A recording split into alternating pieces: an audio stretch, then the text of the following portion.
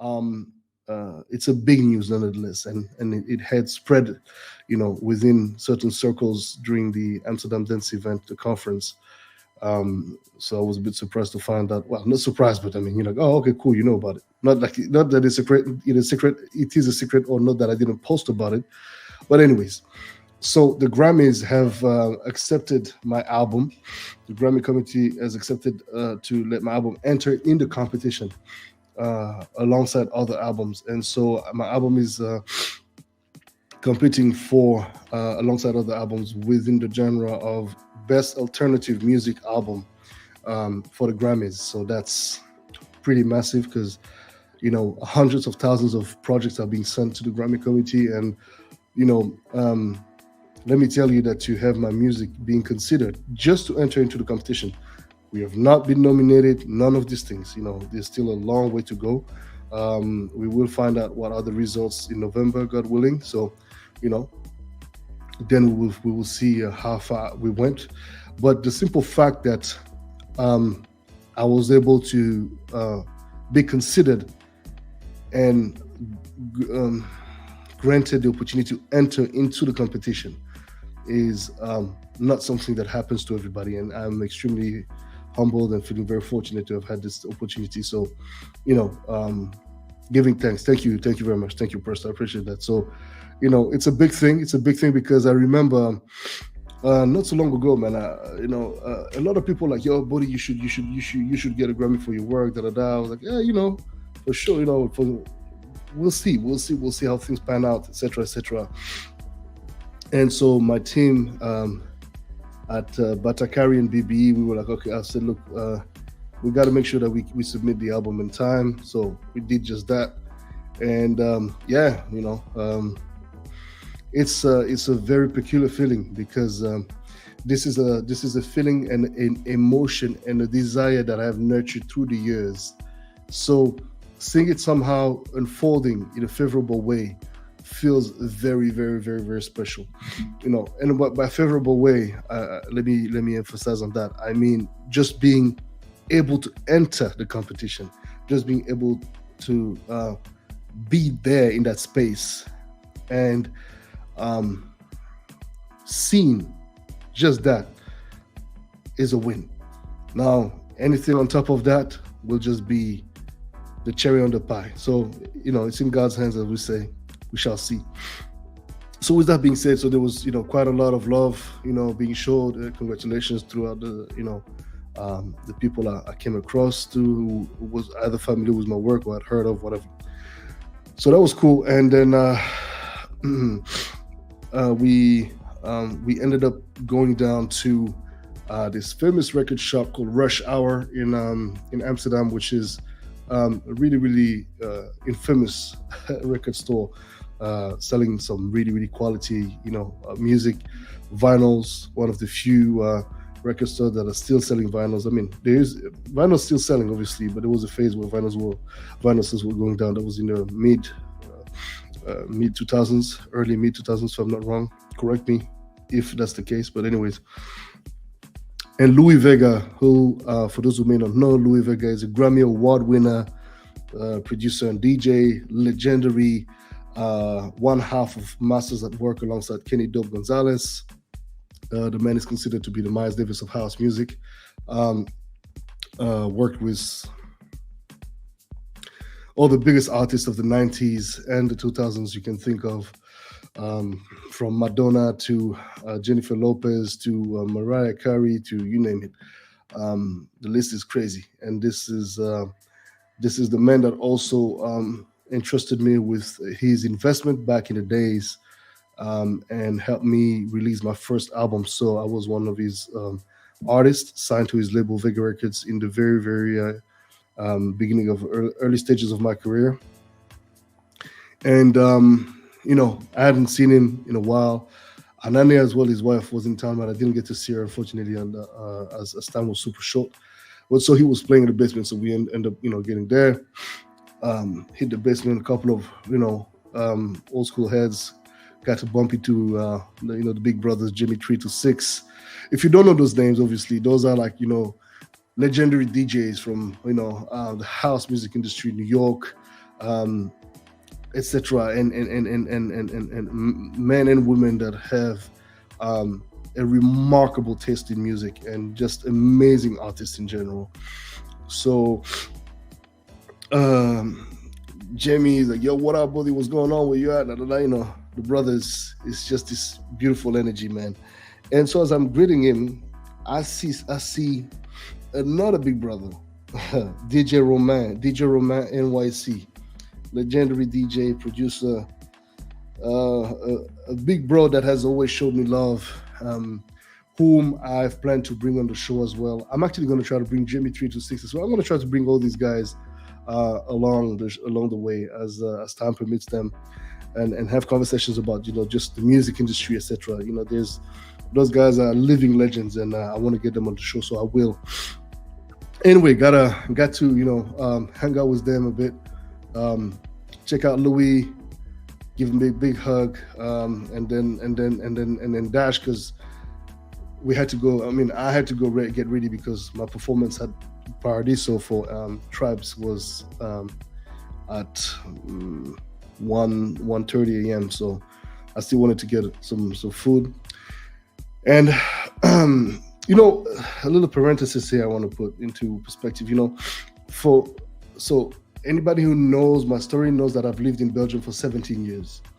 So through those 17 years, I've had the chance to be in Holland quite a lot, performing, etc. And in the early stages of my career, it's not like I had much money or anything like that. And every time I would come, I would come on the strength. Like, I wouldn't not necessarily be in the nicest hotels. I wouldn't be in the best of conditions, but it was cool. It was nice. We would stay at somebody's house or someone's Airbnb or whatnot. But I'm not saying that it was ever bad or anything, but it was just a little bit more low key, I would say. And anybody who knows me knows I like my comfort. I like a certain level of excellence in the kind of comfort I'm in. Not saying that it has to be necessarily over the top, but if it is over the top, I'm not uncomfortable in that neither. However, that doesn't take away from the fact that we know where we come from and all that. But at a certain point, when you travel extensively, and you see the impact on your body, you want to enter a place that feels comfortable. You want to get into this hotel room that is comfortable, warm, classy, and just gives you a sense of luxury and relaxation, so that for the short amount of time you have there, you can just be relaxed. So it so happened that this was exactly the case, on this journey to Amsterdam, for these 24 hours. And hotel was really nice, room was on point, and right underneath the hotel there's a restaurant. I would always pass in front of this restaurant, and for some reasons, right, it's not like it's any big deal or anything like that, but for me, years ago, every time I would pass in front of this restaurant, which is called Momo, something about this restaurant attracted me, and I was like, yeah, one day I'll afford to get to this restaurant and have dinner. And well, not that I couldn't afford in the years I was formulating that thought, but nothing really was enticing or was conducive for me to eventually end up going to that restaurant for whichever reason at the time. But anyways, being that we were staying in the hotel where the restaurant was located at, I was like, yo, no, let's hit it. He was like, all right, cool, let's do it. And it's not a cheap restaurant, it's a rather expensive, spot. You gotta look at least 100. And absolutely, Presta, you're right. Beautiful designed hotels and restaurants are very inspiring indeed. Very inspiring indeed. And so it's not a cheap restaurant. Like you can expect to spend at least 150 to 200 euros a head if you really want to be super comfortable.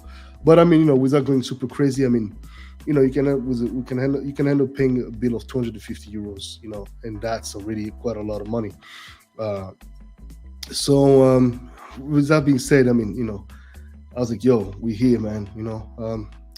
It's not a question of celebrating any victory or anything like that. We just need, sometimes we need to take a moment just to appreciate life and to appreciate blessings. And you know what? Money comes and goes, right?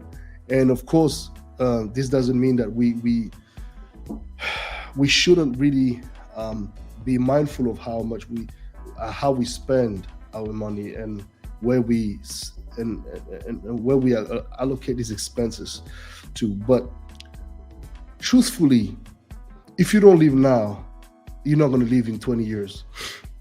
I mean, you might, but you know what I mean?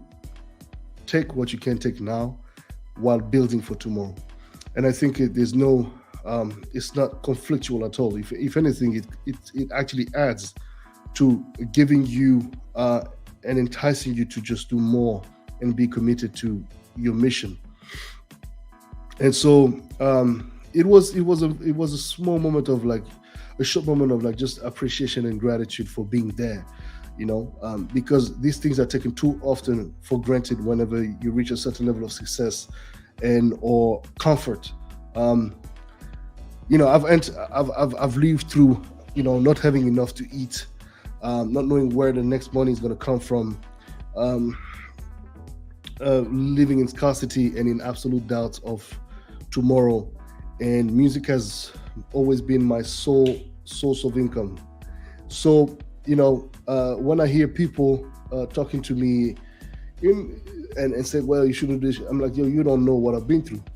And again, it's not like, and the funny thing is that my spectrum in life, I had a pretty large spectrum of experiences, from experiencing wealth with both my parents, who were, you know, who worked really hard in their lives and afforded us a super high level of comfort in our childhood, my siblings and I, and to losing everything and having to build our own, which I think is painful at the time, but it's beautiful because then you learn that you've got to do it yourself, and there's no better lessons in life. And I'm glad and super thankful that I was able to build, and I'm able to build what I'm building, right? And I'm yet to be doing much more. But with that being said, you know, taking this moment of acknowledgement, being there and enjoying this nice meal, which, by the way, I have to say, I'll repeat that again for me to even talk. So I'm not paid by these people, by the way. So, you know, can nobody come at me sideways? But the chef at Momo in Amsterdam is a man. For what I was served together with Nuno, and we are foodies. We travel the world. We experience different kind of foods. We love food. This man's and his brigade, the cooking, the flavors. I tell you, it was one of the most beautiful experiences we've had, culinary wise. And sincerely, I advise anyone who has a little bit of a budget to allocate for that, you know, go on a date, or just as friends, homies, just go out together and just, you know, chop some proper food, man. Asian food experience was absolutely out of this world, and definitely something that added to the quality of, you know, how the net will be unfolding. Because I always tell promoters that, and my agent, obviously, they know that, like, we don't discuss, we don't negotiate when it comes to the quality and the level of quality we expect when it comes to hosting and accommodating. You know, this is non-negotiable. There's got to be a high level of quality. And by that, I mean, for example, if I go to Niamey, Niger, right, West Africa, I'm not expecting, and in that particular phase, I'm not necessarily into going to a 5-star restaurant. I'm going to go to the hood. Different countries, different experiences. You got to always keep things into perspective. Of course, we're going to hit the 5-star restaurants for sure. That's part of the whole thing. But me, I'm always going to go for the originators, the original food experience, the street thing. That's my vibe as well. Not taking that away from the experience. But yeah, you want to make sure that your guests, your artists, etc., feel well received. And by that, it doesn't mean that you got to spend thousands of euros neither. or dollars, whatever the currency you're in. But it just means that you want to make sure that you provide the best experience possible and something that will remain unforgettable. And so, anyways, we provided that for ourselves, and we had this great time. Prepped up, went to the venue. Was amazing, man. Linking up with the little sister Cindy, Sin City. Man, big shout out to the whole team. Wax Fan, Ali, Ulissa, Barbara. Who else was there, man? Man, there was so many people. I can't think of, man. Well, anyways, everybody that was there, those that missed out, please don't take as any form of disrespect. I'm tired, but yeah, for sure, it was amazing to see you all and just have a great time. So that party was mad, 1 hour, intense, beautiful, and spiritual to the next level indeed. Next day, Saturday, I attended this panel where I was one of the panelists. And it was really, really nice. We were talking about South Africa and Amapiano, even though I'm not from South Africa, and I'm not necessarily a prominent artist in the Amapiano scene. However, I think I'm a voice of authority when it comes to Afro House, and definitely I can speak on South Africa, even though I am not South African, and I can speak on Amapiano, even though I'm not an original artist of Amapiano, because at the end of the day, it's all intertwined and interconnected, and it was really nice to be acknowledged for that and be invited to take part in this conversation and really, share some knowledge and some information and bounce some ideas off of each other. That was really, really dope. So yeah, I'll see if I can get these videos and post them here on YouTube for you guys. And so voila. And so Saturday night we had to fly back to Lisbon, so it was a very short stay, and that's how I got my cold at Schiphol Airport. I just removed my jacket for a moment. I was hot and cold, and the walk. Oh God, Amsterdam, man, you gotta have some good walking sneakers, walking shoes, whatever. You gotta make sure, like, if you're a big dude or big gal, make sure you got like the right underwear. Because you don't want your legs to start rubbing on that part, man. And I'm a big dude, you know what I mean? So I might be stocky, I might be going to the gym every day. That doesn't take away from the fact that I'm a big dude. So I got big thighs, man. When you walk for hours and you sweat, the skin starts to burn, man. Thankfully, I'm always traveling. I have like this baby powder with me all the time. It's cool. It keeps you dry. Very important. And so it saved me from potential severe pains. Because you spend hours standing and you're sweating this and that, and even though you clean and all that, doesn't make any difference. Your body is going through a lot of different forms of stresses and movements. So you've got to be coming prepared. And so yeah, I was feeling and very uncomfortable, feeling hot. So I removed my jacket, and then I started feeling this little thing here, and I was like, ah, fuck. And I know it exactly. Every time I catch a cold, I start to feel this weird thing here, and I was like, ah, shit, here we go. So that's why you hear my voice a little bit muffled today. But anyways, with that being said, this I just wanted to give you guys a little bit of an into what was the weekend like before I touch a little bit on the topic of the day. But feel free to jump in. If you have anything to say, if you want to take part, you are more than welcome to jump in the comments.